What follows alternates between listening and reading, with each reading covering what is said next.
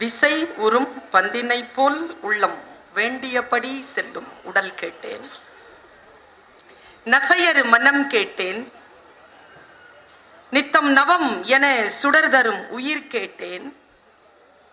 அசைவரு மதி கேட்டேன். இதை அருள்வதில் உனக்கெதும் தடையுள்ளதோ? வல்லமைத்தாராயோ இந்த மாநிலம் பயிலுற வாழ்வதற்கே. தெளிவுறவே அறிந்திடுதல், தெளிவுறவே அறிந்திடுதல், தெளிவு தர மொழிந்திடுதல், சிந்திப்பார்க்கே களிவளர உள்ளத்தில் ஆனந்த கனவு பல காட்டல், கண்ணீர் துளி வர உள் உருக்குதல். இவையாவும் நீ அருளும் தொழில்களென்றோ எனும் மகாகவி பாரதியின் கல்விக்கான கடவுள் வணக்கத்தை முன்வைத்து கண்ணியத்திற்கும் போற்றுதலுக்கும் உரிய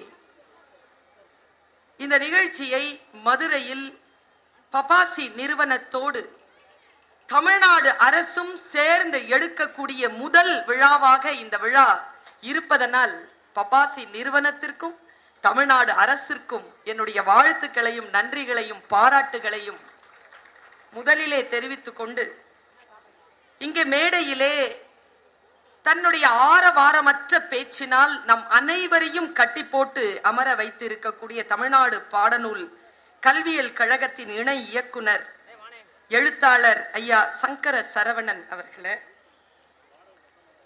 அவருடைய மாணவராக இருந்து நம்மையெல்லாம் பாதுகாத்து கொண்டிருக்கக்கூடிய கூடுதல் மாவட்ட ஆட்சியர் சரவணன் IAS அவர்களே, ஐயா திரு சக்திவேல் மாவட்ட வருவாய் அலுவலர் சக்திவேல் அவர்களே, இங்கே விருது பெற்று இருக்கக்கூடிய மண்ணின் மைந்தர் எழுத்தாளர் திரு சுரேஷ்குமார் இந்திரஜித் அவர்களே, மேடையில் நன்றி நவில இருக்கக்கூடிய அன்பு சகோதரர் அவர்களே, திரளாக கூடியிருக்கக்கூடிய என் மதுரை சொந்தங்களே, உங்கள் அத்துணை பேரையும் இந்த நல்ல நேரத்தில் வணங்கி மகிழ்கிறேன். சொல்லும் பொருளும் என்பது இன்றைக்கு நான் பேச எடுத்துக் கொண்டிருக்கக்கூடிய தலைப்பு.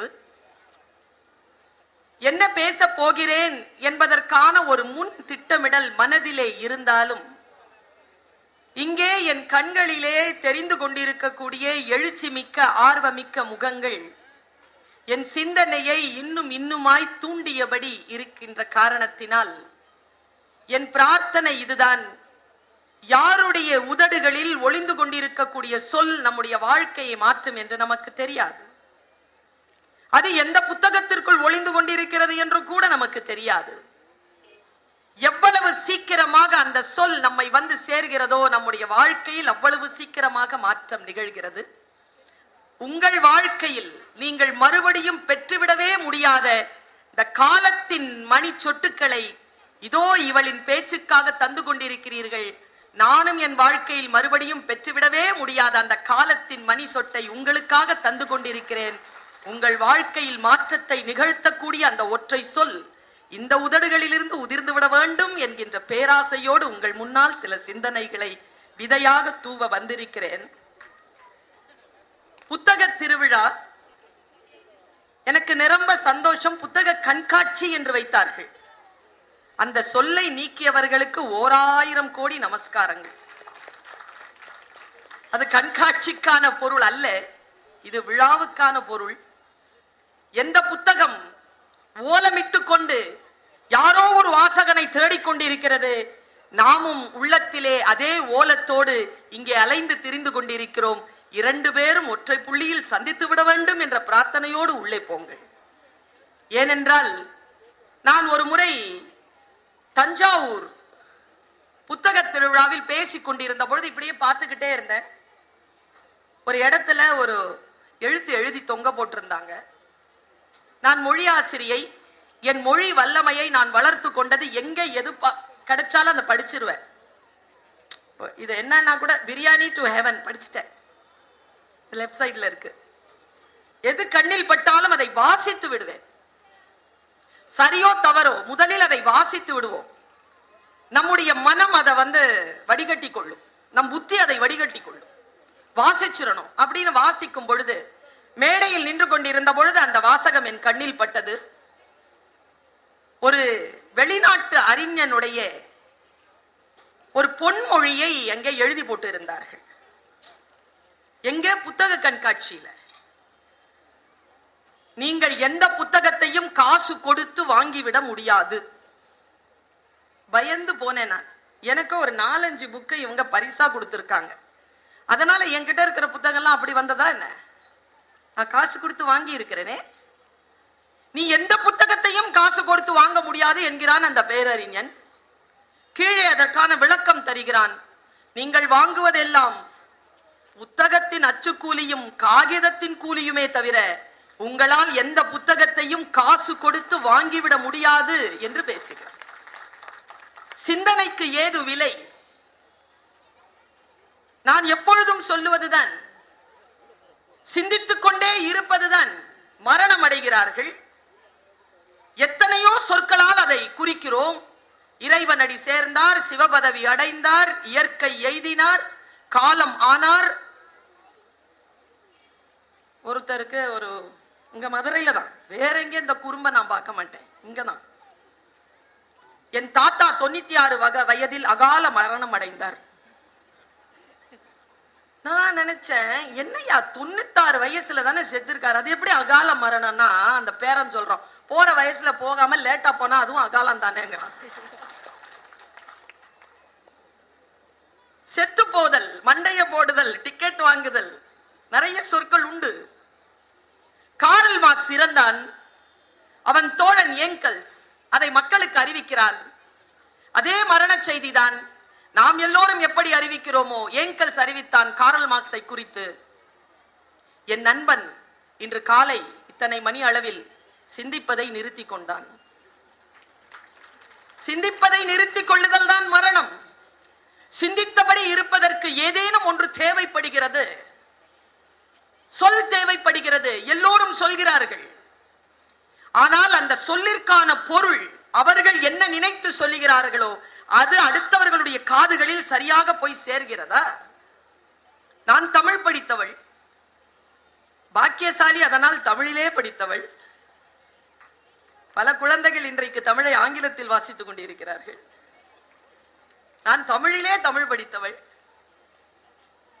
தமிழ் இப்படி சொல்கிறது, எல்லா சொல்லும் பொருள் குறித்தனவே.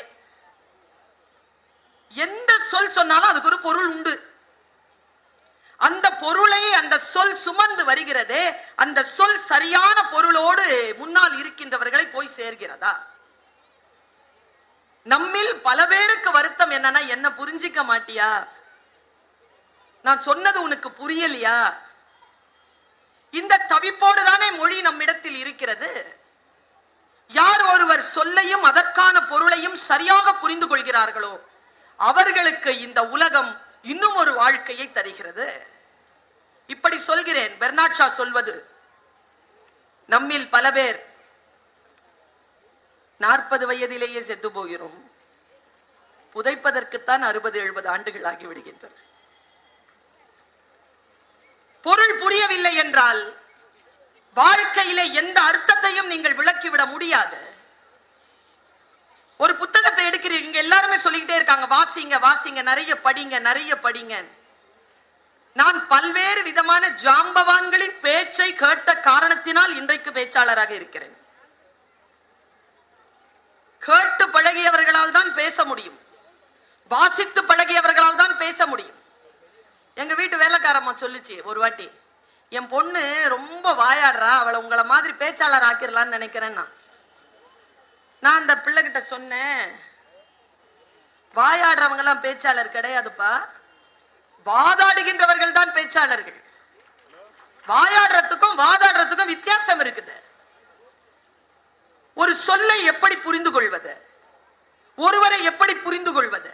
பைபிள் சொல்லுகிறது, காது இருக்கின்றவர்கள் கேட்டுக்கொள்ளுங்கள். சாதாரண வார்த்தை தாங்க, காது இருக்கின்றவர்கள் கேட்க கடவீர்கள். என்ன அர்த்தம்? எல்லோருக்கும் தான் காது இருக்கிறது, எல்லா சொல்லும் வந்து விழுகிறது. இப்ப கண்ணுக்கும் காதுக்கும் இருக்கிற வித்தியாசம் என்ன தெரியுமா? கண் சென்று பற்றும், கண் சென்று பற்றும், காதில் வந்து விழும். இதுக்கு மூடி இருக்கு. இதுக்கு மூடி இல்லை. இத சரியா யார் கையாள்கிறோமோ அவர்கள்தான் உலகை வெல்லக்கூடியவர்களாக வருகிறார்கள். எதை கேட்க வேண்டும், எதை கேட்க கூடாது என்பதில் முடிவு அது தானா வந்து விழும். இப்படி சொல்கிறார் வலம்புரி ஜான். புத்தகத்திற்கு நூல்னு பேர் வச்சார் தெரியுமா தமிழன்? என்னைக்காவது யோசிச்சிருக்கோமா நூல் அப்படின்னு ஏன் பேர் வச்சாங்க? அவர் அழகா பேசுவார். நூலை குறித்து அவருடைய பேச்சு இன்றைக்கும் இருக்கிறது, யூடியூப்ல இருக்குது. முடிஞ்சா நீங்க வலம்புரி ஜானுடைய பேச்சை கேளுங்க. அவர் சொல்றார், சில பேருக்கு புத்தகம் வாசித்தல் அப்படிங்கிறது தூக்க மாத்திரை என்கிறார். தூக்கம் வரலன்னு வச்சுக்கோங்களேன், மல்லாக்கப்படுத்திட்டு காலை கொஞ்சம் இப்படி கிராஸ்ல போட்டுட்டு நெஞ்சில ஒரு புத்தகத்தை வச்சுக்கிட்டு புரட்டிக்கிட்டே இருந்தீங்கன்னா சில பேருக்கு 5 பக்கம் டோஸ், ஸ்லீப்பிங் டோஸ். சில பேருக்கு 10, யாரும் 15 தாண்டது இல்லை, ஓவர் டோஸ் ஆயிடும், ஸ்லீப்பிங்கு போயிடும். என்கிட்டயே நிறைய பேர் கேட்கிற சொல்றாங்கங்க, மேடம் உங்க பேச்சை கேட்டுட்டு தான் மேடம் தூங்குறேன். யோ, தூங்க கூடாதுங்கிறதுனால தான் ஏன் பேசுறேன், தூங்கும் போது பேச்சை கேட்கிறீங்க. வலம்புரி ஜான் சொல்லுகிறார், நீ எதை புரட்டி புரட்டி படிக்கிறாயோ அது நல்ல புத்தகம் அல்ல. படிக்கின்ற பொழுதெல்லாம் எந்த புத்தகம் உன்னை புரட்டி புரட்டி போடுகிறதோ அதுதான் நல்ல புத்தகம் என்கிறார். பேச்சை கேட்டுப்பாரு. நூல் என்று ஏன் பெயர் வைத்தார் சொல்றார் வார்த்தை சித்தர். ஊசியின் காதுகளில் நூல் நுழைந்தால் அது ஆடையின் கிழிசல்களை தைக்கும். மனிதன் காதுகள் என்கின்ற இந்த துளைகளில் நல்ல நூல்கள் நுழைந்தால் மனதில் இருக்கக்கூடிய கிழிசல்களை தைக்க உதவும். அதனால் நூல் என்று பெயர் வைத்தான்னு பேசுறாருங்க. இந்த பேச்சை நான் ரொம்ப சின்ன வயசுல கேட்டவர். கேட்டு கேட்டு நான் பழகிய காரணத்தினால் சொல் எனக்கு ஒவ்வொரு சொல்லும் புதிதாகத்தான் இருக்கிறது, சூரியனை போல. நீங்கள் சொல்லுகின்ற வணக்கம் நேற்று சொன்ன வணக்கம் அல்ல, இன்றைக்கு சொல்லுகின்ற வணக்கம். நேற்று சிரித்த சிரிப்பின் ஊடாக வெளியில் வந்த சொல் அல்ல, இன்றைக்கு வெளியில் வருகின்ற சொல். ஒவ்வொரு சொல்லும் புதிதாகவே வந்து விழுகிறது. அந்த சொல்லுக்கு அந்த வினாடியிலே பூ போல ஒரு பொருள் அதற்குள் மறைந்திருக்கிறது. இது நமக்கு புரிய வேண்டுமே. நான் இப்படி சொல்கிறேன், மதுரைக்காரர்களுக்கு நான் சொல்லுவது ஒன்றும் புதித விஷயம் அல்ல. நீங்கள் எல்லோரும் ரசனைக்காரர்கள், தெரியுமா உங்களுக்கு? எந்த கலையும் இந்த உலகத்தில் ஜெயிக்குமா ஜெயிக்காதாங்கிறத முதல்ல விதை போட்டு இந்த மண்ணில் பார்த்துடலாம். மாப்பிள்ள இந்த பக்கம் போயிடாது, தாங்க மாட்டேன். 3 மணி நேரம் வச்சு செஞ்சுட்டாங்க. இவ்வளோ பேசுற ஆளு என்ன கேட்டா மதுரை ஜில்லா தான். இந்த மதுரை மண் என்பது கலையை தட்டி தட்டி பதம் பார்த்து அதற்கான உண்மை இருந்தால் அதை தூக்கி கொண்டாடுவதும், அது சல்லி காசுக்கு பெறாது என்றால் தூக்கி வீசக்கூடிய மண். ஏனென்றால் இதுதான் சங்கப்பலகை இருந்த மண், சாதாரணமான மண் அல்ல. கலைக்கு சொந்தக்காரர்கள் நீங்கள், கலை உங்களுக்கு தெரியும். சொற்களை புரிந்து கொள்ளுங்கள், அவ்வளவுதான். இளைஞர்களை பார்த்து சொல்லுகிறேன், தயவு செய்து சொற்களின் மீது கவனம் வையுங்கள். இசையின் பெருக்கம் இருக்கிறது, இன்றைக்கு ஓசையின் பெருக்கம் இருக்கிறது. வார்த்தைக்குள்ளாக இருக்கக்கூடிய பயணம் குறைந்து கொண்டிருக்கிறது. வார்த்தை கூடாக இருக்கக்கூடிய பயணத்திற்கு போங்கள். ஒரு பெண்ணை இந்த சமூகத்தில் மிக அதிகமாக கொண்டாடிய ஒரு வரலாறு நம்முடைய வரலாறு. இன்னைக்கு பெண்களுக்கு மரியாதை தரக்கூடிய சூழல் குறைந்து கொண்டே வருகிறது என்று ஆய்வுகள் சொல்கின்றன. எதை வைத்ததை சொல்கிறார்கள்? சொல்லை வைத்துதான் சொல்கிறார்கள். ஒரு காதலன் காதலியை பார்த்து, என் தாத்தா காலத்தில் ஒரு விதமாக பேசினார், என் தகப்பன் காலத்தில் ஒரு விதமாக பேசினார், என் காலத்தில் ஒரு விதமாக பேசினார், இப்பொழுது என் பிள்ளை காலத்தில் வேறு விதமாக பேசிக் கொண்டிருக்கிறார். என் தாத்தா பாரதி ஒரு பெண்ணை பார்த்து சொன்னான், வீணையடி நீ எனக்கு, மேவும் விரல் நான் உனக்கு, பானமடி நீ எனக்கு, பாண்டமடி நான் உனக்கு. இப்படி பேசினான் பாரதி. யாவுமே சுகமாய் இருக்கும் முனிவருக்குள் ஈசனாம் எனக்கு உன் தோற்றம் என்றார். ஒரு முனிவனுடைய மனதில் இருக்கக்கூடிய சிவன் நீதானடி எனக்கு என்று பேசக்கூடியது என் தாத்தா காலத்து காதல். என் தகப்பன் காலத்தில் ஒரு காதல் இருந்தது. பூஜைக்கு வந்த மலரேவா, பூமிக்கு வந்த நிலவேவா, கண்ணதாசன். ஆடை கட்டி வண்ட நிலவோ பட்டுக்கோட்டை. இது என் தகப்பன் காலம். என் காலத்தில் கவிதைகள் இருந்தன. கண்ணாளனே எனது கண்ணை நேற்றோடு காணவில்லை. என்ன பாட்டுங்க அது? இந்த காட்சி கொண்டு வர்றார் வைரமுத்து. அது என் காலத்து காலம். நான் இளமையாக இருக்கின்ற காலகட்டத்தில், நான் கல்லூரி மாணவியாக இருந்த காலகட்டத்தில் அந்த பாட்டை அவ்வளவு ரசித்திருக்கிறேன்.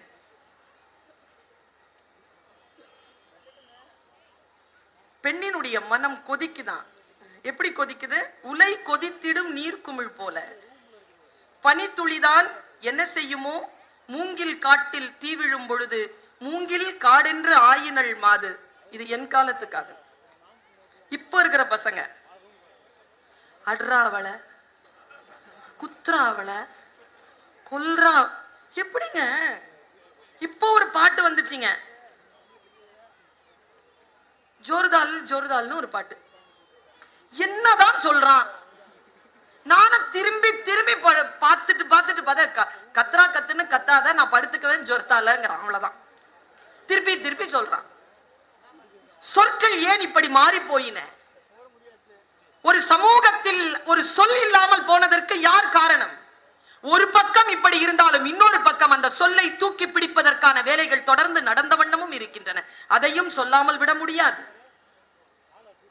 தேன்மொழின்னு ஒரு பாட்டு வந்திருக்கு. தேன்மொழி பூங்கோடி வாடி போச்சே ஏன் செடி. நல்லா இருக்கு, ரொம்ப அழகா இருக்கு. கஞ்சா பூ கண்ணாலன்னு ஒரு பாட்டு. இப்படியும் எழுதுறான், இப்படியும் எழுதுறான். இவங்களை பேலன்ஸ் பண்ணுமே. இவங்களை எப்படி பேலன்ஸ் பண்றது? ஒன்னும் இல்ல. ஐயா சொன்னது போல், சங்கர் ஐயா சொன்னது போல், மனிதர்களுடைய குற்றங்கள் குறைய வேண்டும் என்றால் வாசிப்பு பழக்கம் கூட வேண்டும். வாசிப்பு பழக்கம் கூட கூட குற்றவியலான சொற்கள் இல்லாமல் போகும். இதை எப்படி மேம்படுத்துவது? இப்ப சமீபத்துல லிங்குசாமி என்கின்ற டைரக்டர் கவிக்கோ அப்துல் ரஹ்மானுடைய நினைவு நாள் அன்றைக்கான ஹைகோ போட்டியை நடத்தினார். உலகமெல்லாம் சேர்ந்து 8000 கவிதைகள் வந்தன. 8000 கவிதைகளை ஒருத்தர் 350 குறைச்சார், தேர்ந்தெடுத்தார். கனிமொழி எம்பி அவர்கள் தான் அன்றைக்கு விழாவினுடைய தலைமை. எஸ் ராமகிருஷ்ணன் அவர்கள் வந்திருக்கிறார்கள். சங்கர் ஐயா சொன்ன அத்தனை கவிஞர்களும் மேடையில் இருந்தாங்க. அந்த விழாவிற்கு நான் போய் பார்வையாளரா உட்கார்ந்தேங்க. 8000 கவிதை, 8000 கவிதை, இந்த 350 கவிதை, 350 கவிதைல இந்த 50 கவிதை எடுத்து ஒரு புத்தகம் போட்டிருக்காங்க. பெரிய முயற்சி. 50 கவிதைகள்ல ஃபர்ஸ்ட், செகண்ட், தேர்ட்னு 3 பரிசு. 1 லட்சம் ரூபாய். நான் யோசிச்சேன், அப்படி என்னப்பா எழுதிட்ட 1 லட்சம் ரூபாய் பரிசு வாங்குற மாதிரி? குழு எப்படி தேர்ந்தெடுத்தது? என்ன அந்த கவிதை, என்ன கவிதை? 1 லட்சம் ரூபாய் பரிசு வாங்கக்கூடிய என்ன ஹைக்கூ கவிதை தான், 2 வரி. நான் பார்வையாளராக உட்கார்ந்து கேட்ட, காதுகளில் கேட்ட அந்த சொற்கள், அந்த கவிதை சொற்கள், நான் நினைக்கிறேன், நான் மரணம் அடைகின்ற வரைக்கும் என் நெஞ்சு குழியில் தங்கி இருக்கக்கூடிய சொற்களை இந்த உலகளாவிய நிலையில் இருக்கக்கூடிய கவிஞர்கள் இதோ இந்த நூற்றாண்டில் தந்திருக்கிறார். பாராட்டவும் வேண்டும் தானே? 8000 கவிதையில இருந்து 350, 350ல இருந்து 50, 50ல இருந்து 3 கவிதை வேண்டுமா உங்களுக்கு? எனக்கு தெரிஞ்சு யாரோ ஒருத்தர் படிச்சுட்டு வாங்க வந்து அவரை உட்கார வச்சு பேச வச்சு, இத்தனை மக்கள், ஆயிரக்கணக்கான மக்கள் உட்கார்ந்து கேட்கக்கூடிய சபை தமிழகத்தில் தவிர்த்து இந்த உலகத்தில் வேறு எங்கேயும் கிடையாது. வேறு எங்கேயும் கிடையாது.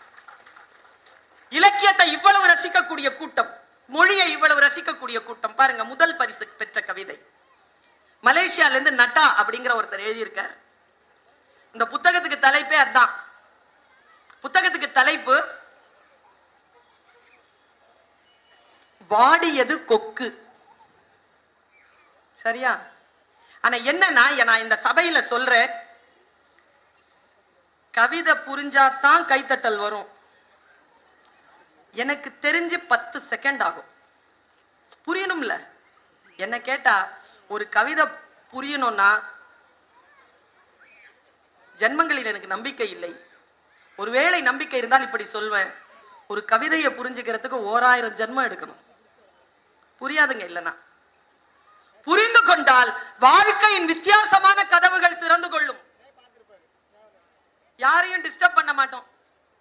யோகா பண்ணா ஒருத்தன், அவங்ககிட்ட போய் கேட்டாங்க, யோகா பண்றியப்பா எப்படி இருக்கு? சந்தோஷமா இருக்கு. உண்மையா சந்தோஷமா இருக்கா? இல்ல டவுட்டா இருக்கு. நேரா போய் குருநாதர் கிட்ட கேட்டான், குருநாதா நான் யோகா செய்கிறேன், நான் சந்தோஷமாக இருக்கிறேனா? குருநாதர் பட்டுன்னு பதில் சொல்றார், நீ யோகா செய்தால் உன்னை சுற்றி இருக்கின்றவர்கள் சந்தோஷமாக இருப்பார்கள். தேவையில்லாத வேலையை செய்ய மாட்டேன், அமைதியா உட்கார்ந்துட்டு இருப்பேன்னு அர்த்தம். அது சில வார்த்தைகள் நாம் புரிந்து கொள்ளுகின்ற பொழுது இந்த உலகத்திற்கு நாம் கொடையாக மாறுகிறோம், அன்பாக மாறிவிடுகிறோம். நாம் மிகப்பெரிய பரிசாக அவர்களுக்கு முன்னால் திகழ்கிறோம். பாருங்க, முதல் கவிதை, வாடியது கொக்கு, ஓடியதெல்லாம் ஜோடி மீன்கள்.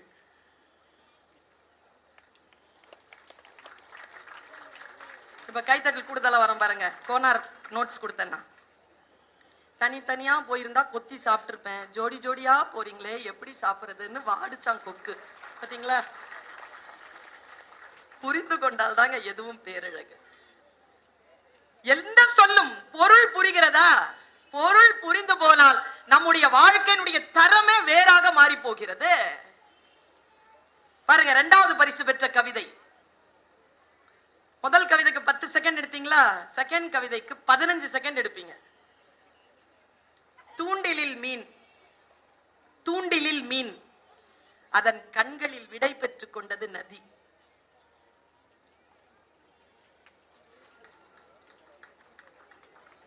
இனிமேல் அந்த மீன் அந்த நதியை சந்திக்க போவதில்லை. அந்த நதி டாடா சொல்லுச்சான். இப்படி ஒரு கவிதைங்க. Second prize. தேர்ட் பிரைஸ் சொல்ற 2 செகண்ட் கூட வேண்டாம், அப்படியே அப்சர்வ் பண்ணிப்பீங்க. சுள்ளி பொறுக்கிய சிறுமிக்கு, சுள்ளி பொறுக்கிய சிறுமிக்கு தன் இறகை உதிர்த்து விட்டு போனது மயில். இது ஒரு கவிதையா? எனக்கு இதெல்லாம் வந்து ஃபர்ஸ்ட் செகண்ட் தேர்ட் பிரைஸ். ஆனா 50 கவிதையில என்ன குழுவுல போட்டிருந்தாங்கன்னா, ஜூரியா போட்டிருந்தாங்க, நான் ஒரு கவிதையை தேர்ந்தெடுத்திருப்பேன். கனிமொழி அக்காவை போட்டிருந்தாங்கன்னா அவங்க ஒரு கவிதையை தேர்ந்தெடுத்திருப்பாங்க. நான் ஃபர்ஸ்ட் செகண்ட் தேர்ட்னு அதுல வேற கவிதை தான் எடுத்தேன். எனக்கு அதான் பிடிச்சிருந்தது.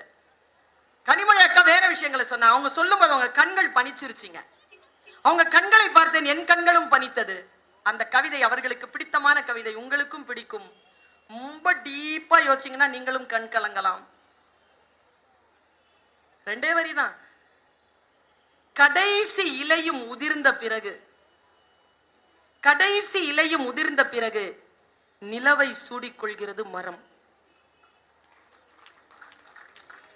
பௌர்ணமி ராத்திரியில பட்ட மரத்தை பார்த்திருக்கீங்களா? அவங்க சொன்னாங்க, நான் ஃபர்ஸ்ட் பிரைஸ் கொடுத்திருந்தேன்னா இதுக்கு தான் கொடுத்திருப்பேன். பனி படர்ந்த கண்ணாடி, கண் வரைந்தேன், வழிந்தது கண்ணீர். நான் இதுக்கு தான் கொடுத்திருப்பேன். இதை எல்லாத்தையும் தூக்கி சாப்பிடுற ஒரு கவிதை இருக்குது. ஊதுகுழல் இசைக்கிறாள் அம்மா, நடனம் ஆடுகிறது நெருப்பு.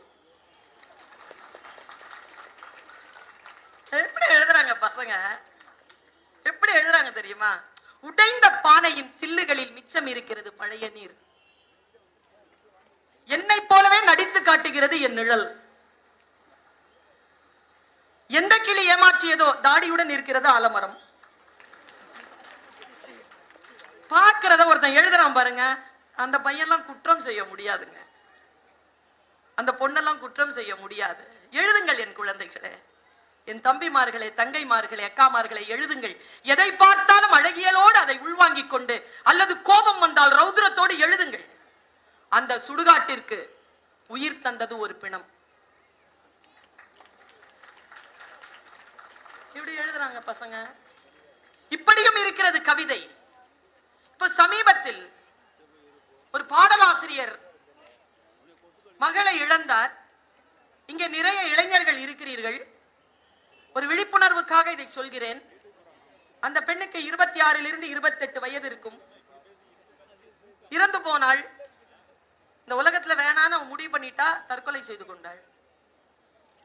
16 நாள்ல இருந்து 20 நாளைக்குள்ள அந்த பாடலாசிரியர், அந்த கபிலர் என்கின்ற அந்த பாடலாசிரியர் குமுதத்திலே தன் மகள் பற்றிய கவிதைகளை பதிவு செய்தார்.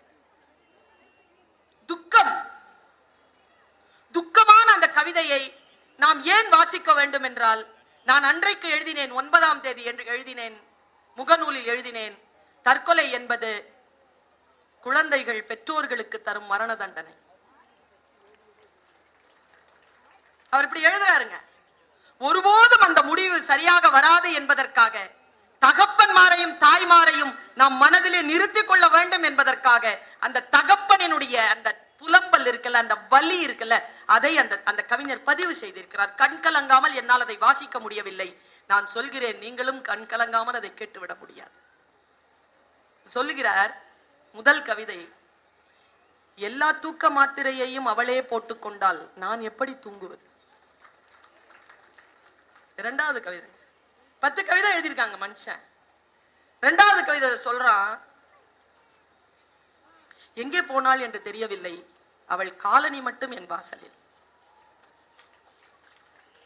மின்விசிறி உயிர்காற்றை தருவதற்கா எடுப்பதற்கா?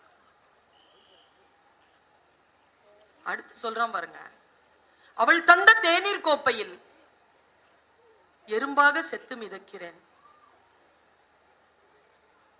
அவளை தோளில் தூக்கி கொண்டு பள்ளிக்கூடத்திற்கு சென்ற வழி இன்னும் தோளில் மிச்சம் இருக்கிறது. கண்களின் வலி தெரியுமா கண்ணீர் துளிக்கு? கண்களின் வலி தெரியுமா கண்ணீர் துளிக்கு? யார் என்னிடத்தில் துக்கம் கேட்க வந்தாலும் அவள் குரலிலேயே கேட்கிறார்கள். என்னங்க எங்க போறது? இந்த வலியை எடுத்துக்கிட்டு எங்க போறது? அந்த வலியை பதிவு செய்திருக்கக்கூடிய அந்த மகா கவி அன்றைக்கு சொல்கிறார், முளைக்கவே மாட்டாள் என்று தெரிந்தும் அந்த விதையை விதைத்து விட்டேன். இரண்டாவது முறையாக பிறக்க மாட்டோம் என்பதற்காக முதல் முறையாக செத்து போனாள். இப்படி எழுதுகிறாங்க. ஒரு வலியை, ஒரு காதலை, ஒரு இழப்பின் தவிப்பை, ஒரு மனதினுடைய விசாரணையை இலக்கியம் நமக்கு தரும். புத்தக வாசிப்பு நமக்கு தரும். சொற்கள் நமக்கு தரும். அந்த சொல்லின் பொருள் நமக்கு தரும். அந்த பொருள் நமக்கு புரிய வேண்டும். நிறைய பேர் இருக்கிறீர்கள் இங்க, கலைஞர்கள், புகைப்பட கலைஞர்கள் இருக்கிறீர்கள், ஒளிப்பதவை செய்து கொண்டிருக்கக்கூடிய கலைஞர்கள் இருக்கிறீர்கள். இந்த சபையிலேயே பல படைப்பாளர்கள் இருக்கிறீர்கள். நான் இங்கே வந்து இவ்வளவு பயணம் செய்து நான் வந்து இங்கே பேசுகிறேன் என்றால் என்ன காரணம்? ஒரு ஆண் பயணம் செய்து வருவதற்கும் ஒரு பெண் பயணம் செய்து வருவதற்கும் இடையே நிறைய வேறுபாடுகள், நிறைய வலிகள் உண்டு. அவ்வளவு சீக்கிரமாக இடம்பெயர்ந்து விட முடியாது.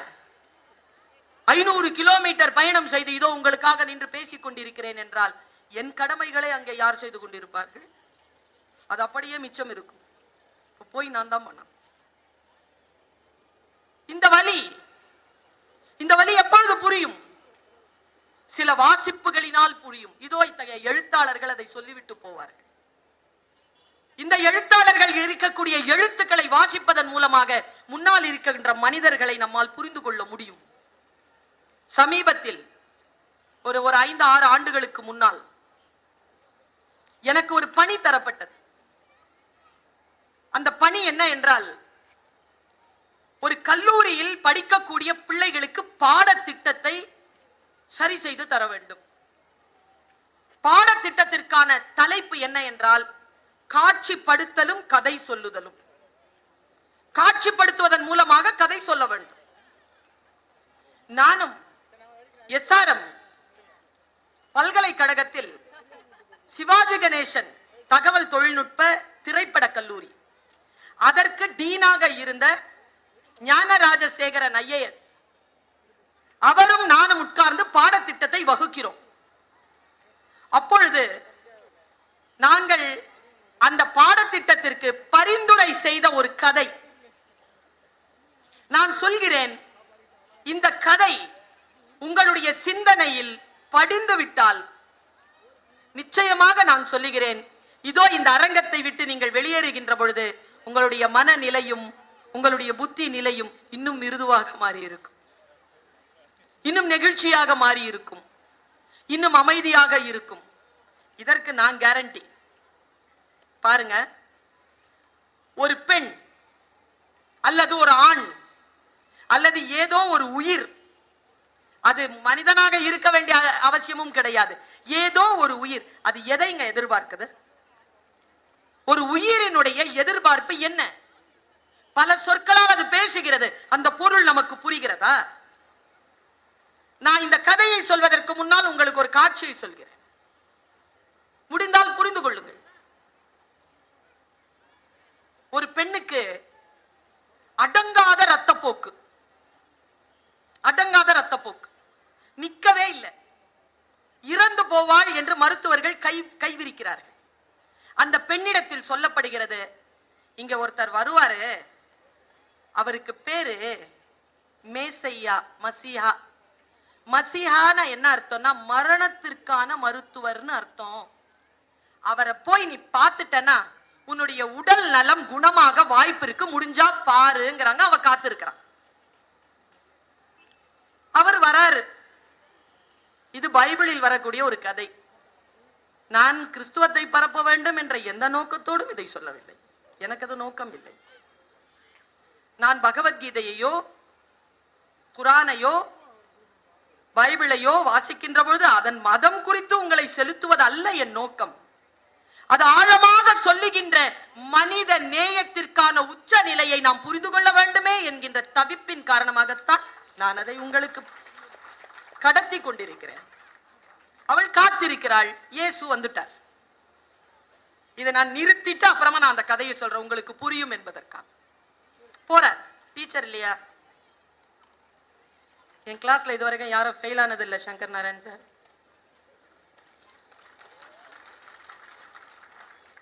செயலாக விட்டதில்லை, அவ தயாரா தான் இருப்பா, விடுறதில்லை. அப்படி இப்படின்னு சொல்லி புரிய வச்சுட்டோம்னா பிரச்சனை கிடையாதுங்க. குழந்தை ஏன் தெரியுமா சொல்ற பேச்சு கேட்க மாட்டேங்குது, புரியல. அதுக்கு புரிஞ்சிருச்சுன்னா ரெண்டாவது தடவை சொல்ல வேண்டிய அவசியம் இல்லை. புரியணுமே, புரிய மாட்டேன். காத்திருக்கிறாள், இயேசு வந்துட்டார். ஆனால் நூற்றுக்கணக்கான மனிதர்களால் சூழப்பட்டிருக்கார். அப்படியே கூட்டிட்டு போறாங்க அவரை. இவன் நுழைஞ்சு உள்ள போய் தொட பாக்குற, அவரை சந்திக்க பாக்குற, முடியல. கூட்டத்துல உள்ள நுழைஞ்சு போய் அவர் ட்ரெஸ்ஸ பிடிச்சிட்டா, அங்கேயே பிடிச்சிட்டா, இப்படி பிடிச்சிட்டா. ஆனா கூட்டம் அவரை அப்படியே அழைச்சிட்டு போயிடுச்சு, கையிலிருந்து துணி நழுவிருச்சு. இவ்வளவுதான் காட்சி. கொஞ்சம் தூரம் போன உடனே அவ அந்த பிடிச்சிட்டு இப்படி தனியா நிக்கிறான். அவள் ஸ்வஸ்தமானாள் என்று சொல்கிறது பைபிள். ஏன் அப்படின்னா இதோ பைபிள்ல சொல்ற பதில். போனார்ல இயேசு கிறிஸ்து, திரும்பி பார்த்து பக்கத்துல இருக்கிற ஆள் கிட்ட கேட்டாராம், யார் என்னை தொட்டது? உடனே பக்கத்துல இருக்கிறவன் கிண்டல் பண்றான், நூற்றுக்கணக்கானவர்கள் உங்களை தொட்டுக்கொண்டுதானே வருகிறார்கள். இல்லை, யாரோ ஒருவர் விசுவாசத்துடன் என்னை தொட்டார், என் மேனியிலிருந்து வல்லமை புறப்பட்டதுன்னு. விசுவாசத்துடன் தொடுகின்ற பொழுது இறைவனுடைய அந்த நிலையில் இருந்து வல்லமையை புறப்பட்டு வர செய்ய முடியும் என்றால், ஒரு பொருளை புரிந்து கொள்வதன் மூலமாக, ஒரு சொல்லிற்குள் பயணம் செய்வதன் மூலமாக கோடிக்கணக்கான மனங்களை நம்மால் ஜெயித்து விட முடியும். புரியணுமே. பாருங்க, யார் ஒருவருக்கு ரசனை இருக்கிறதோ அவர்கள் புரிந்து கொள்கிறார்கள். ஓஷோ சொல்கிறார், ஒரு பூ மலர்கிறது, அந்த பூ மலர்வதை நிதானமாக பார்ப்பதற்கு ஒரு ஒழுக்கம் தேவைப்படுகிறது. அந்த ஒழுக்கம் என்பது உடனடியாக வருகின்ற கற்றல் இல்லை, அது வாழ்க்கை முழுவதும் கற்றுக்கொண்டால் மட்டுமே வரும் என்று பேசுகிறார். It's a learning, but it's a long learning என்று சொல்வார். ஒரு விஷயத்தை சட்டுன்னு தெரிஞ்சுக்க முடியாதுங்க, அதுக்கு பாடுபடணும். டாக்டர் பட்டம் வாங்குறோம் அப்படின்னா படிச்சு வாங்கணும், படிக்கணும்,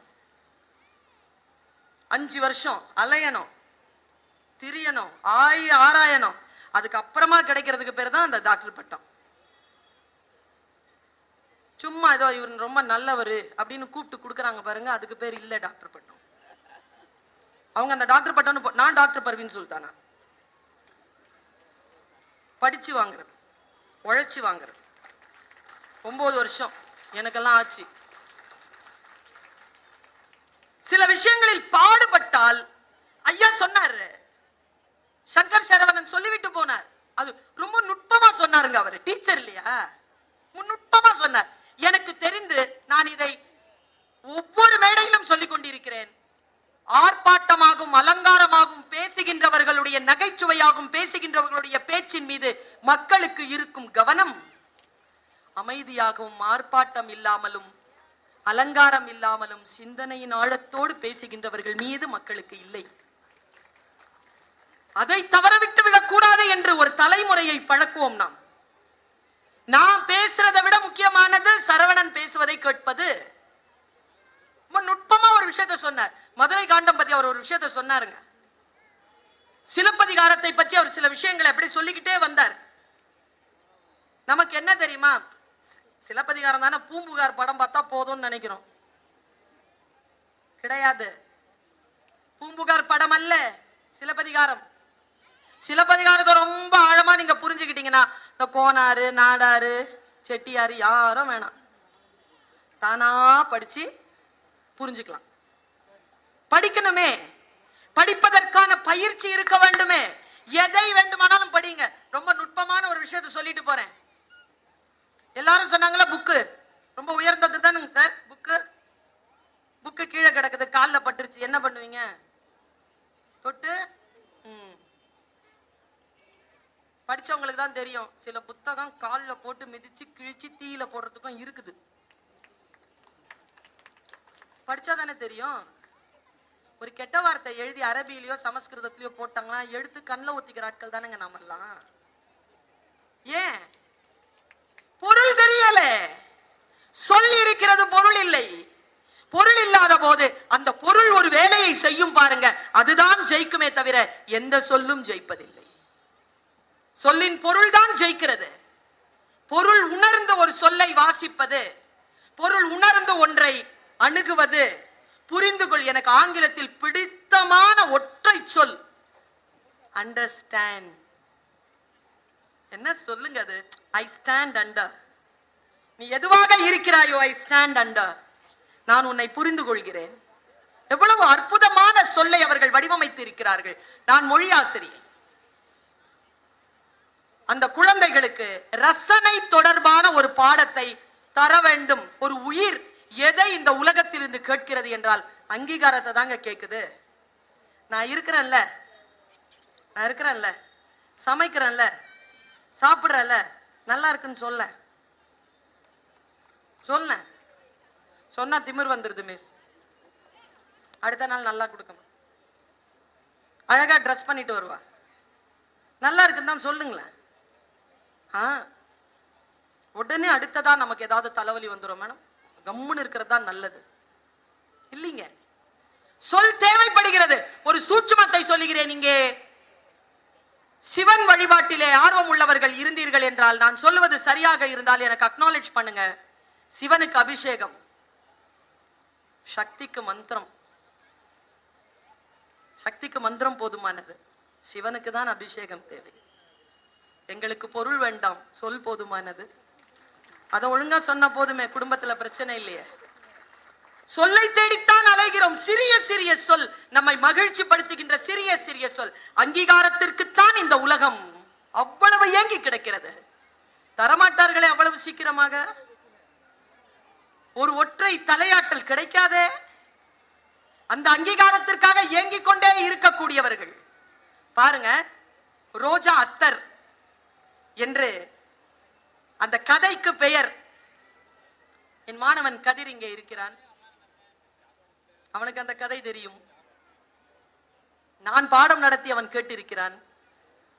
ரோஜா அத்தர் என்கின்ற அந்த புத்தகம் ஒரு சின்ன கதை தான், 6 பக்க கதை. தெலுங்கில் இருந்து தமிழிலே மொழிபெயர்க்கப்பட்டு சாகித்ய அகாடமி விருது பெற்ற ஒரு கதை அது. ரோஜா அத்தர் அதனுடைய பெயர். ஒரு 6 பக்கம்தான். நான் அதை ஒரு 3 நிமிடங்களில் உங்களுக்கு சொல்கிறேன். 3 நிமிடங்கள். பாக்தாத்தில் இருந்து ஒருவன் புறப்பட்டான். இப்படி தொடங்குகிறது கதை. பாக்தாத்தில் இருந்து புறப்பட்ட, கொஞ்சம் நிமிர்ந்து உட்காருங்க, அப்பதான் கதை விளங்கும். கதை சொல்லும் போது ஊன்னு சொன்னாதான் நல்லா இருக்கும்.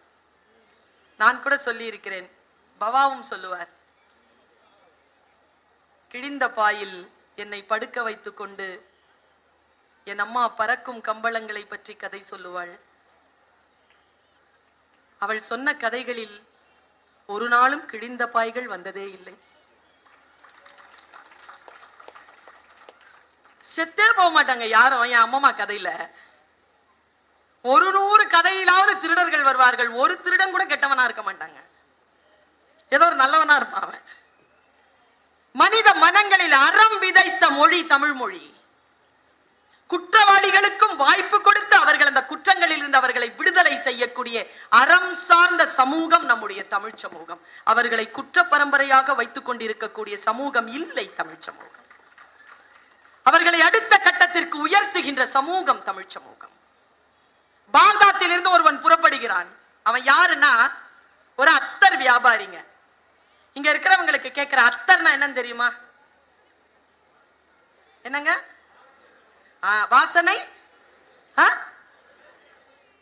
அது திரவம் தானே. ஏன் திரவியம்னு சொன்னீங்க? அது உண்மையிலேயே திரவியம் தான். அது வாசனை திரவம் அல்ல, அது வாசனை செல்வம். அவன் சொல்லுகிறான், 1 அவுன்ஸ் அத்தரை பிழிவதற்கு நான் 1 லட்சம் ரோஜா பூக்களை பிழிய வேண்டும். 1 லட்சம் ரோஜா பூக்களை பிழிந்தால் தான் 1 அவுன்ஸ் எனக்கு கிடைக்கும். அவன் வித்தகன், அவன் வித்தக்காரன். உலகத்திலே அவனை போல ஒரு அத்தர் செய்யக்கூடியவர் அவன் யாருக்காக அலைகிறான் என்றால், இந்த அத்தரை தேடி ஒருத்தன் இருக்கிறான். அவன்கிட்ட இந்த அத்தர் போச்சுன்னா அந்த ரசிகன் கிட்ட போயிடணும். நீங்கள் நினைக்கிறீர்களா? பதிப்பாளர்கள் எதற்காக ஒரு புத்தகத்தை 1000 பிரதிகள் போடுகிறார்கள்? யாருக்காவது அந்த கணக்கு தெரியுமா? 100 போடலாம்ல, 500 போடலாம்ல. அது என்ன 1000 கணக்கு? 1000 கணக்கு என்ன தெரியுமா? 1000 இடங்களில் அந்த புத்தகத்தை வைத்து விடுவோம். அதை தேடி ஒருவன் வருவான். அவன் எங்கே வருவான் என்று தெரியாது. 1000 இடங்களில் அவனுக்காக அந்த புத்தகம் காத்திருக்கும். அதுக்குதான் 1000 பிரதிகள் நம்மை தேடிக்கொண்டு இருக்கின்றன சொன்னல. அவன் ஒரு ரசிகனை தேடி கிளம்புறான். பாக்தாத்தில் இருந்து வந்துட்டான், இந்தியா வந்துட்டான். ஆனால் இந்தியாவில் இருந்து அவன் ஹைதராபாத் வரணும். ஒரு குதிரையை வாங்குகிறான். வாங்கிட்டு நேரா இங்க வரான். இவ்வளவுதான் கதை. நேரா வரான் இளைஞன். வந்து இறங்கும் போது அவனுக்கு இந்திய அரசியல் தெரியல. நேரடியாக நாம் நிசாம சந்திச்சிடலான்னு பாக்குறான். நிசாம சந்திக்க முடியாது. அதுக்கு கீழே ஒருத்தன் இருக்கிறான், திவான். அந்த திவானை சந்திக்கணும். நேரா திவான் கிட்ட போறான். திவான் வா அப்படின்றா. நல்ல பெருத்து இருக்கிறான். வாயில அந்த ஹுக்கா இருக்கு. என்ன எங்க வந்த அப்படின்னு உடனே அவன் தன்னுடைய அந்த வெல்வெட் பேழையிலிருந்து எடுத்து சந்தன மூணு கொண்டு வந்திருக்கான். அவன் குப்பி. 1 சந்தனம், 1 மல்லி, 1 ரோஜா. சந்தனத்தை எடுத்து அவன் முன்னால வைக்கிறான். அவ்வளவு பணிவோடு வைக்கிறான். நம்ம மைக்கேல் மதன காமராஜர் படத்துல நம்ம கமல்ஹாசன் சாரு குஷ்பு மேடம் வந்து ஒரு அரிசியில ஒரு தாஜ்மஹாலை பண்ணி வச்சிருப்பாங்க தெரியுமா? இது நல்லா இருக்கான்னு கேட்ட உடனே அவர் என்ன பண்ணுவாரு? எடுத்து வாயில கடிச்சிருவார். பழைய அரிசிம்பர். அந்த ரேஞ்சில் இருக்கிறவன் திவான். அதுக்கு அப்படிமா, நான் பாக்தாத்தில் இருந்து வருகிறேன். இந்த வாசனை திரவியத்தை நிசாமிடம். நிசாமெல்லாம் பார்க்க முடியாது, அதை அப்படியே விட்டுட்டு போ அப்படிமா. உள்ள இருந்து ஒருத்தன் அந்த பேழை எடுத்துட்டு போயிடுவான். 2 இப்ப மிச்சம் இருக்கு. 3 இருந்ததுல 2 தான் மிச்சம் இருக்கு. அடுத்த ஒரு அதிகாரி கிட்ட போவான். மல்லியை எடுத்து தருவான். அவனும் அதன் மீது பேராசை கொண்டு இவனை துரத்தி விடுவான். என்ன செய்வதுன்னு இவனுக்கு தெரியாதுங்க இந்த அத்தர் இளைஞனுக்கு. எப்படியாவது மன்னனை சந்தித்து விட வேண்டும். இங்க அங்க அலைவான். நிறைய நிராசைகள். கடைசியா ஒரு உண்மை தெரிய வரும். ஒருத்தன் சொல்லுவான், 5 ரூபாய் காசு வாங்கி கொண்டு ஒருவன் சொல்லுவான், இன்னைக்கு இந்த மாசம் கடைசி வெள்ளிக்கிழமை தொழுகைக்கு முன்னால நிசாம் கோட்டையை விட்டு வெளில வருவாரு. அப்போ நீ அவர்கிட்ட சட்டுன்னு கொடுத்துரு, நான் ஏற்பாடு பண்றேன். இவன் வெயிட் பண்ணிட்டு இருப்பாங்க. காலை 11 மணி. உள்ள இருந்து கதை முடியுது, அவ்வளவுதான். உள்ள இருந்து வருவார், குதிரையில வருவார் நிசாம். நிசாம பாப்பான். கொஞ்ச நேரத்துல இதோ எடுத்து அவரிடத்தில் நீட்டி விடலாம் என்று இப்படி குனியும் பொழுது ஒரு போலீஸ்காரன் வந்து கையை பிடிச்சிரும். எதுக்கு இங்க நிக்கிற? தர தர தர தர இழுத்துட்டு போவாங்க. குதிரை அப்படி கடந்து போயிட்டு இருக்கோங்க. இவ்வளவுதான் லாஸ்ட். நீங்க அந்த கதையை படிக்கணும். எனக்கு இங்க இருக்கான்னு தெரியல, சாகித்ய அகாடமியினுடைய நூலில் இருக்கிறது. அது ஸ்லோ மோஷன்ல போவாங்க. அந்த கதை கடைசி 2 பக்கத்துக்கு ஸ்லோ மோஷன்ல போகும். அவன் என்ன தெரியுமா பண்ணுவான், இந்த கையில பிடிச்சிருந்தத அப்படி அப்படி சுத்துவாங்க. சுத்தி இப்படி வந்து இடுப்புல இருந்த அந்த குப்பியை எடுப்பான். இந்த நிசாம பார்ப்பான். நிசாம் அவனை கடந்து போயிருப்பான். இப்படி கடந்துருவாங்க. ஓடி போயும் கொடுக்க முடியாது, அவ்வளவு மக்கள் வெள்ளம். அவன் என்ன செய்வான், அந்த கதையை முடிக்கிறான். அந்த பெரும் படைப்பாளன் என்ன செஞ்சான், அவன் எடுத்து அந்த கோல்கொண்டாவை திரும்பி பார்ப்பான். மன்னன் இங்க போயிட்டு இருக்கான், கோல்கொண்டாவை திரும்பி பார்ப்பான். அதன் பாறை அவன் கண்ணில் படும். எடுத்து அந்த குப்பியை ஒரே அடி அடிப்பாங்க அந்த பாறையில. அதிலிருந்து வெளிவரக்கூடிய வாசனையில் ஆயிரக்கணக்கான மக்கள் மதிமயங்கி நிற்பார்கள். அந்த நிசாமனுடைய குதிரை அடுத்த அடி எடுத்து வைக்க முடியாமல் அந்த வாசனையில் என்றபடியே நிற்கும். அதற்கு மேல் உட்கார்ந்திருந்த நிசாம் கண்களை பாதியில் மூடிக்கொண்டு, இது யாருடைய வாசனை, சொர்க்கத்தில் இருந்து வந்திருக்கிறதோ என்று இப்படி கண்ணை மூடிக்கிட்டு இப்படியே ரசிப்பான். பாக்தாத் இளைஞன் அந்த மன்னனை பார்ப்பான். வந்த வேலை முடிஞ்சிருதுரா என்று சொல்லி தன்னுடைய துப்பட்டாவை எடுத்து மறுபடியும் டர்பனாக கட்டிக்கொண்டு குதிரையில் ஏறி பாக்தாத் புறப்பட்டான் என்று சொல்லி அந்த கதையை முடிப்பான். அங்கீகாரத்திற்காக இயங்கக்கூடிய மனம் இந்த உலகத்தில் அங்கீகாரம் கிடைக்க மறுக்கின்ற பொழுது எந்த பொருளுக்காகவும் புகழுக்காக இந்த சுரேஷ் சார்லாம் எதுக்காக எழுதுறாங்கன்னு நினைக்கிறீங்க? இவர்களுக்கு இது கொடுக்கப்பட்ட அங்கீகாரம் இருக்குல்ல, இது அவர் கோடி ரூபாய் சம்பாதித்தாலும் அவரால் இவ்வளவு மகிழ்ச்சியாக இருக்க முடியாது. அவருக்கு அங்கீகாரத்திற்கான ஒற்றை சொல், ஒரு விருது.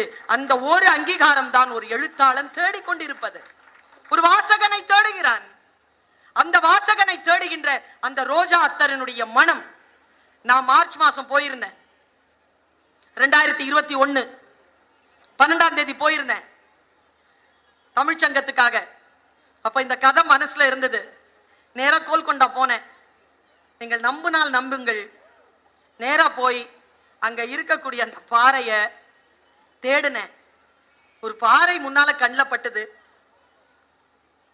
கையால் தடவி கிட்ட போய் முகர்ந்து பார்த்தேன். நம்புவீர்களா, அதில் ரோஜா அத்தர் மணந்தது. இப்படித்தான் இருக்க முடியும் ஒரு படைப்பு. நம் மனதை புரட்டி போடுகின்ற படைப்பு. ஒற்றை சொல், எங்கோ மறைந்திருக்கக்கூடிய ஒற்றை சொல். நிறைய பேர் அவசர காலகட்டத்தில் ஓடிக்கொண்டிருக்கிறோம்.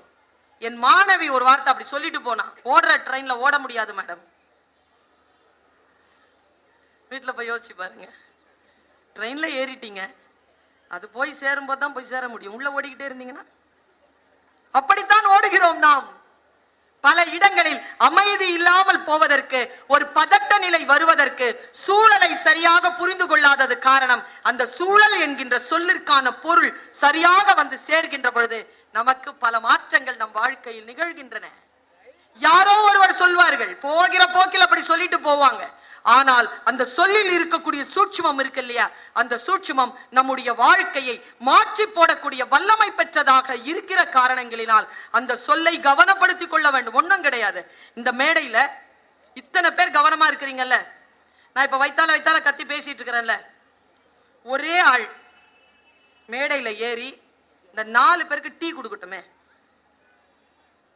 எல்லாரும் கவனமா அங்கதான் போகும். இல்ல யாரோ ஒரு முக்கிய பிரமுகர் வருகிறார், எல்லார் கவனமும் அங்க போயிடும். கவனம் என்கின்ற ஒரு சொல்லை இந்த சகோதரி உங்களுக்கு சொல்லி தருகிறேன். சூழல் பல நேரங்களில் உங்கள் கவனத்தை சிதறடிக்கும். அப்பொழுதுதான் நீங்கள் பெறக்கூடிய வெற்றி தள்ளி போகும். யார் ஒருவர் கவனத்தை சிதறடிக்காமல் சரியான வேளையில் அதை அறுவடை செய்து கொள்கிறார்களோ அவர்கள் மிகப்பெரிய உச்சங்களை அடைகிறார்கள். பல நேரங்களில் நான் பார்த்திருக்கிறேன். ஒரு மெல்லிய கவனம்.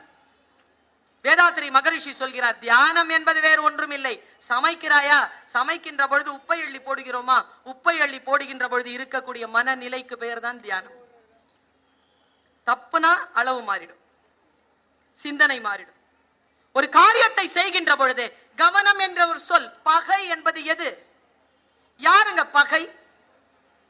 இந்த சொல்லை எப்போது யோசிச்சு பார்த்திருக்கீங்களா?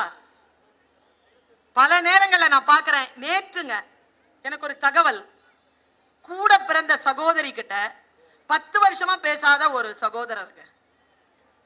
அவள் நேற்று இறந்து போனாள். மறுபடியும் எங்க போய் சந்திக்க போகிறாய்? எந்த வீரப்ப? எதற்காக? நான் உங்க எல்லார்கிட்டையும் சொல்றேன், இங்க எத்தனை பேர் அண்ணனா இருக்கிறீங்கன்னு எனக்கு தெரியாது. எத்தனை பேர் அண்ணனோடு பிறந்திருக்கிறீர்கள்? நீங்கள் எல்லோரும் பாக்கியசாலிகள். ஏன் தெரியுமா? நம்ம அப்பா சின்ன வயசுல எப்படி இருப்பாருன்னு நம்ம தெரிஞ்சுக்கணும்னா நம்ம அண்ணனை போய் பார்த்துக்கலாம். அது நம்ம சின்ன அப்பாங்க. அது அவன் கல்யாணம் பண்ணதுல இருந்து யாரையும் பாக்குறதெல்லாம் அவனுக்கும் எங்களுக்கும் ஆகாது. அப்புறம் அவனு சொல்ற, உங்க அம்மா அப்பாக்கு தெம்பு இருந்தா உங்களுக்கு தம்பி தங்கச்சி கிடைப்பா, அண்ணா அக்கா கிடைக்காது. முடிஞ்சா இன்னைக்கு ராத்திரி போய் தொலைபேசியில, அண்ணா நல்லா இருக்கியா, என்ன திடீர்னு பேசணும் போல தோணுச்சு, அப்பா ஞாபகம் வந்துச்சா, உன் ஞாபகம் வந்துச்சு, நல்லா இருக்கல்ல, எப்பாவது ஒரு வாட்டியாவது பாத்துடலானே, வீட்டுல வேணாம் வெளியில பாத்துக்கலாமா, கேளுங்களேன். உங்க அண்ணன் தானே, உங்க அக்கா தானே, அவ செஞ்சது எப்படி மறக்க முடியும்? என்ன அதை விட முக்கியமானது அவள் இருப்பது, அவள் உயிரோடு இருப்பது, அண்ணன் உயிரோடு இருப்பது. பல குடும்பங்களுக்கு பூனைக்கு முதல் குட்டி பத்தியம் என்பார்கள். சயின்டிபிக்கா அது நிஜமா பொய்யா என்று எனக்கு தெரியாது. ஆனால் பல குடும்பங்களுக்கு அண்ணனும் அக்காவும் பத்தியமாக்கி போயிருக்கிறார்கள். அவர்களை போய் ஒரு வார்த்தை சந்தித்து பேசி விடுங்கள். இந்த சொல்லுக்கான பொருள் உங்களுக்கு புரியுதான்னு தெரியல. எனக்கு ஒரு அண்ணன், ஒரு அக்கா, ஒரு தம்பி, ஒரு தங்கச்சி, 4 பேர் இருக்காங்க. தனித்தனியா இருக்காங்க, ஒத்தையாளாவே இருக்காங்க. எனக்கு அண்ணனுக்கு தங்கச்சியா இருக்கிறது அந்த பிளேவரும் தெரியும், அக்காவுக்கு தங்கச்சியா இருக்கிறது தெரியும், தம்பிக்கு அக்காவாக இருக்கிறது எப்படின்னு தெரியும், தங்கச்சிக்கு அக்காவா இருக்கிறது எப்படின்னு தெரியும். 4 பிளேவர், 4 கலர், 4 ஷேடு. முடிந்தால் போய் பற்றிக் கொள்ளுங்கள். நம்மில் பல பேருக்கு கவனம் இல்லை, எதை பாதுகாக்க வேண்டும். இப்ப நான் உதாரணத்துக்கு உங்க எல்லாருக்கிட்டையும் ஒரு விஷயம் கேட்கிறேன். உங்க பர்ஸ் காணாம போக கூடாது, காணாம போயிருச்சு, போகக்கூடாது, போயிருச்சு. அடுத்த கேள்வி என்னங்க வரும்? சும்மா சொல்லுங்க. அடுத்த கேள்வி, உள்ள உள்ள எவ்வளவு இருந்துச்சு? 30 ரூபாய். என்ன சொல்வீங்க அடுத்த வார்த்தை? 30 ரூபாய் தாங்க இருந்துச்சு, ஏன் பர்ஸ் தாங்க காணோம். நீங்க கேக்குறீங்க, நான் சொல்றேன் 30 ரூபாய் இருந்தது. என்ன சொல்வீங்க? போனா பர்சு 3000 ரூபாய். பல நேரங்கள்ல பெருமதியே தெரிய மாட்டேங்குதுங்க. அப்பா என்ன சம்பாரிச்சு கொடுக்கிறாரா? சொத்து எழுதி வச்சிருக்கிறாரா? இல்லைங்க, அதுவே ஒரு சொத்துங்க, அதுவே சொத்து. நெல்லை ஜெயந்தா, நெல்லை ஜெயந்தான்னு சொன்னாங்கல்ல, அண்ணன் சொல்லிட்டே இருந்தாரு, என்ன அக்கான்னு சொல்லிட்டு இருந்தாரு, சொன்னார்ல, அவர் எழுதினாருங்க அம்மாவை பத்தி. அப்பா இறந்து போயிடுறார், அவர் பெட்டியை திறந்து பார்த்துட்டு இருக்கிறார். அது ஒரு அம்மான்ற கவிதையில இருக்கு, தொட்டில் ஓசையில இருக்கு. தேடி பார்க்கிறார், எந்த சொத்தும் விட்டுட்டு போல, ஒரு பத்திரம் இல்ல உள்ள. திரும்பி பார்க்கறாங்க, அம்மா நிக்கிறார், கவிதை வருகிறது அவருக்கு. என் அப்பா உயிர் எழுதிய உயில் என் அம்மா. முக்கியம் இல்லையா? எத்தனை பேருக்குங்க இருக்கு, இருக்கிறத காப்பாத்திப்போமே. இந்த சொல்லின் பொருளை புரிந்து கொள்ளுங்களேன். நண்பன் எத்தனை பேருக்கு இருக்கிறது? பகை. பா என்ன சொல் அது, பகை. ஆபிரகாம் லிங்கன் எழுதுகிறார், என் குழந்தைக்கு சொல்லிக் கொடுங்கள், என் வாழ்க்கையை மாற்றி போட்ட வாசகம், என் குழந்தைக்கு சொல்லிக் கொடுங்கள், ஒவ்வொரு பகைவனுக்கும் ஒரு நண்பன் இருக்கிறான். நமக்கு தான் அது பகை. நான் ரொம்ப சூட்சமமா, இது ஆய்ந்த அவை என்பதனால் சூட்சமமா ஒரு விஷயத்தை சொல்லிட்டு போறேன். ராமாயணத்துல 4 பேர் அண்ணன் தம்பிங்க தானே, கடகடன்னு சொல்லுங்க பேரை. 3 பேர் வந்துரும், 4வது பேர் சிக்கும். சொல்லுங்க பாப்போம். ராம, லக்ஷ்மண, பரதன், சத்ருக்னன்.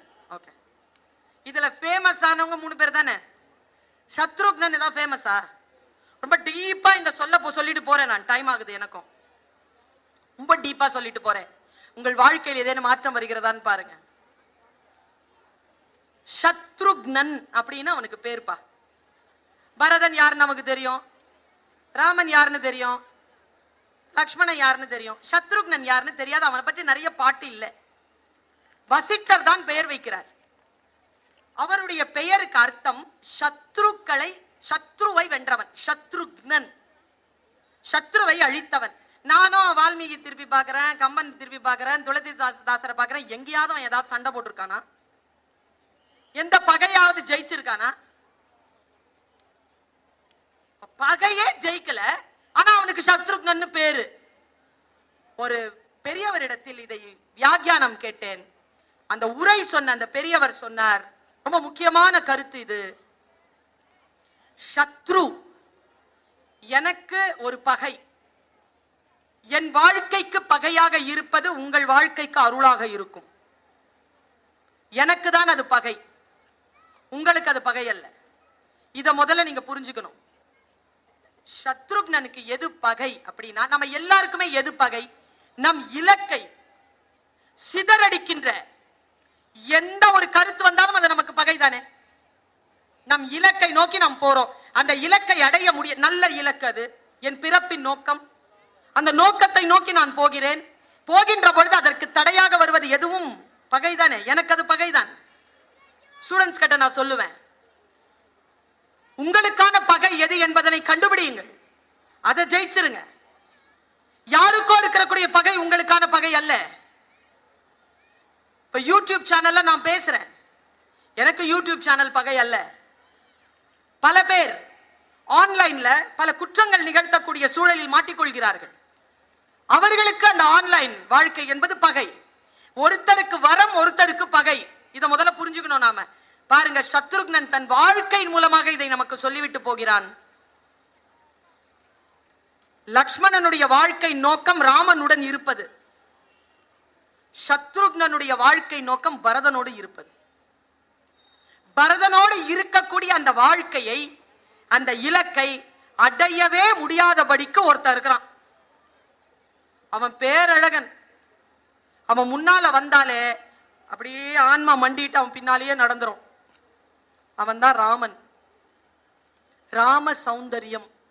ராமன் அப்படி பார்த்துட்டாங்கன்னா, அவன் சிரிக்கிறத பார்த்துட்டாங்கன்னா, யாரை பத்தியும் கவலைப்படாம அவனை பற்றி மட்டுமே நினைக்கக்கூடிய ஒரு பேராற்றல் பெற்ற ஒருவன். ஆனால் சத்ருக்னன் பரதனோடு இருக்கின்ற பொழுது, அல்லது பரதன் இல்லாமல் தனிமையில் இருக்கின்ற பொழுதும் நிமிர்ந்த அந்த சௌந்தரியத்தை பார்க்கவே மாட்டான்.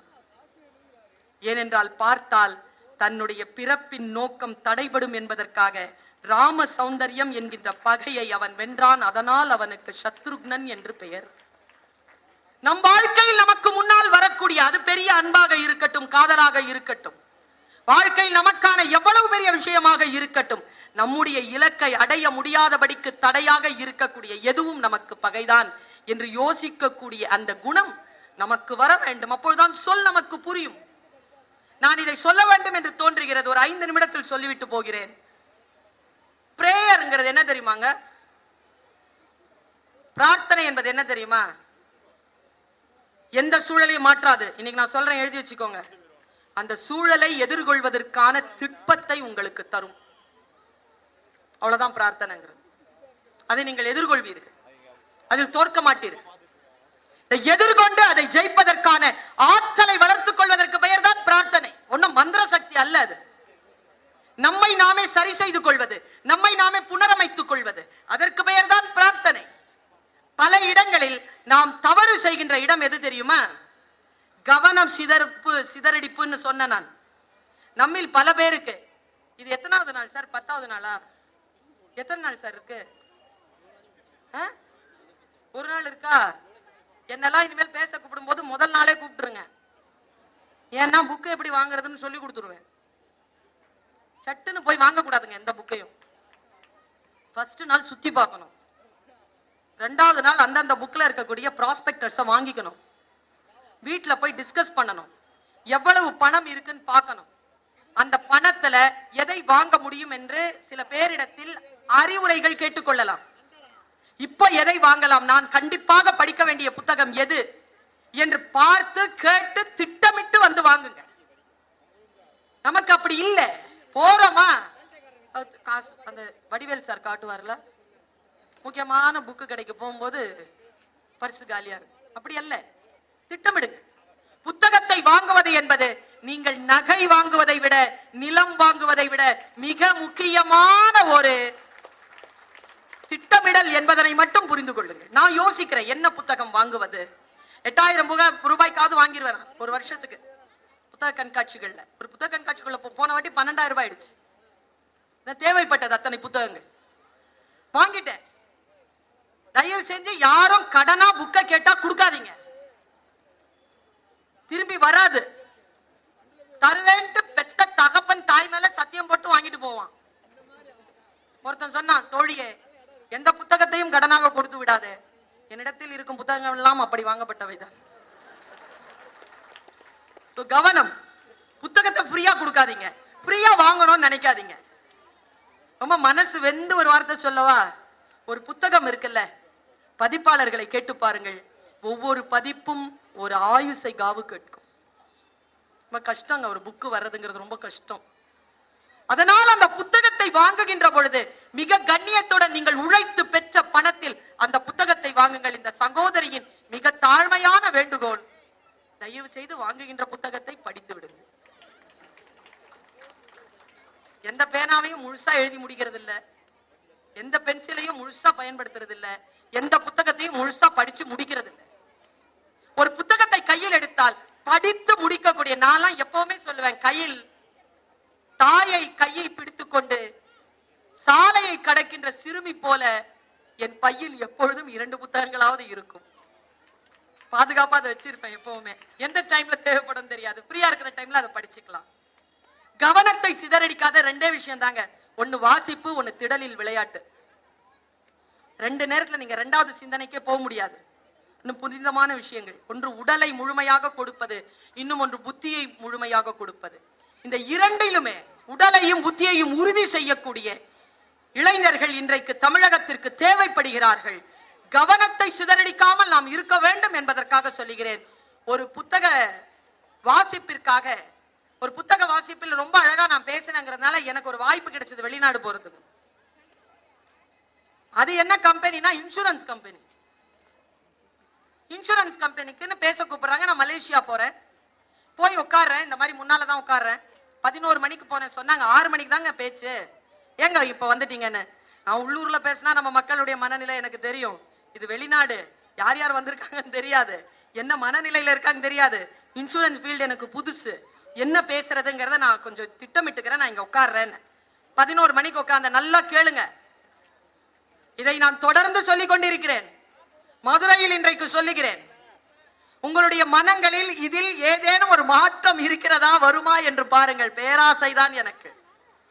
இந்த உட்கார்ந்து கேட்கிறீர்களே, எல்லோர் காதுகளிலும் என்னுடைய விழ வேண்டும் என்ற பேராசை எனக்கு இல்லை. பெற்ற தாயானை சொல்கிறேன், இந்த கூட்டத்தில் ஒருவருடைய வாழ்க்கையில் ஒரு தீபம் ஏற்றப்பட்டால் என்னுடைய இத்தனை கால உழைப்பிற்கான அந்த பலன் எனக்கு கிடைக்கும் என்கின்ற நம்பிக்கை. இந்த காட்டில் எந்த மூங்கில் புல்லாங்குழல் என்பதுதான். பாருங்க, போய் உட்கார்ற. ஸ்மார்ட்டா ஒருத்தர் வந்தாருங்க, சாரி ஸ்மார்ட், நேரா வந்தார். நல்லா தெரிஞ்சுக்கோங்க, கிளாஸ் எடுக்கிறவங்க ஸ்மார்ட்டா இருக்கும். உடல் மொழி, ஆடை, ஐ கான்டாக்ட், லாங்குவேஜ் எல்லாம் கரெக்டா இருக்கணும். இல்லைன்னா இன்னைக்கு பாடம் கேட்க மாட்டாங்க பசங்க. ரொம்ப கிளியர். ஒரு பொண்ணு என்கிட்ட கவுன்சிலிங் வந்து சொல்லுது, என் டீச்சர் எனக்கு பிடிக்கல, அதனால அந்த ஸ்கூல் போக மாட்டேன். எந்த டீச்சர்? Maths teacher. ஏன் பிடிக்கல? அவங்க அழகா இல்லை, அவங்க சரியா ட்ரெஸ் பண்ண மாட்டேங்கிறாங்க, அவங்க வாய்ஸ் எனக்கு பிடிக்கல. எப்படி? நான் அவங்க அம்மா பாட்ட சொன்ன ஸ்கூலை மாத்துன்னு. டீச்சர் சரியில்லாம இல்லை, உன் பிள்ளை சரியில்லை. நிறைய பேர் நம்ம பிள்ளைகளை வளர்க்கறது சரியில்லைங்க. வெயிட்டை தூக்க விடுங்க இன்னில இருந்து. இந்த சகோதரி சொல்லித்தரேன். பிள்ளைகள் கையில புக்கு வாங்குறீங்கல்ல, நீங்க சுமந்துட்டு போவாதீங்க, அதுகிட்ட வெயிட்டை கொடுங்க. 5 கிலோ இருந்தாலும் பரவாயில்ல, கொடுங்க, தூக்கிட்டு போட்டோம். எந்த குழந்தை தாய் தகப்பனுடைய சுமையை தன் கைக்கு மாற்றிக்கொள்கிறதோ அந்த குழந்தை முதிர முதிர அந்த பெற்றோர்களை பார்த்து கொள்ளும். எந்த பெற்றோர் தன் குழந்தை எந்த சுமையையும் சுமந்து விடக்கூடாது என்று தவிக்கிறீர்களோ, நீங்கள் சாகும் வரை அந்த குழந்தையை நீங்கள் தான் பார்த்துக் கொள்ள வேண்டும். கொஞ்சம் டஃப் கொடுங்க. நான் முன்னால உட்கார்ந்து இருக்கிறேன், அவர் வராரு, பேசுறாரு.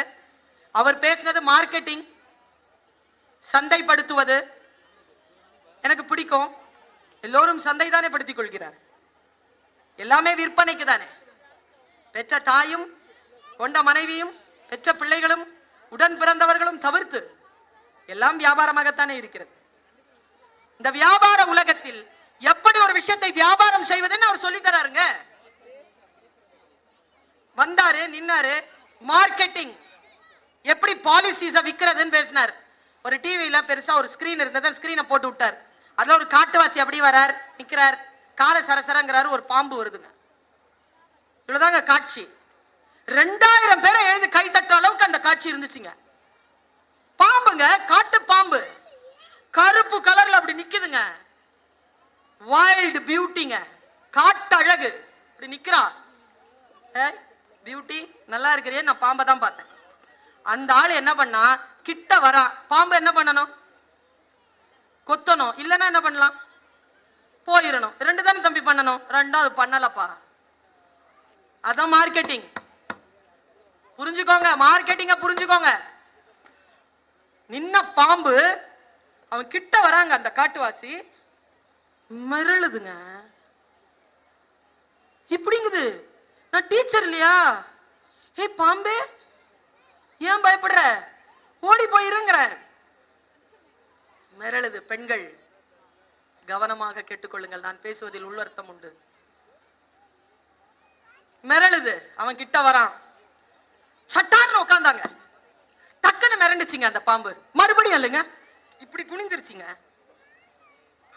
பாம்புங்க குனிஞ்சி மிரளுது.